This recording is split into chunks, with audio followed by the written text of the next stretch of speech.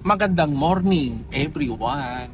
Nandito ako sa San Fabian guys at meron silang ginagawa dyan na magandang pasyalan, no?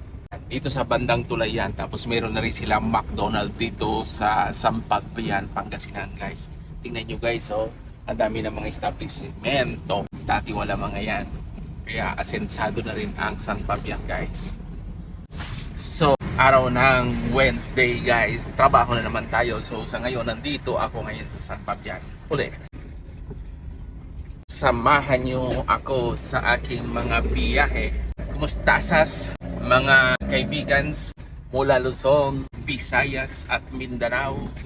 Mga kabiyahero, mag-ingat po tayo. Maulan na umaga. Yan, samahan nyo ako kung saan ako pupunta mamaya. Oh, mayroon din silang CSI San Fabian. So, shout out sa lahat ng mga taga San Fabian, sa mga OFW na taga San Fabian.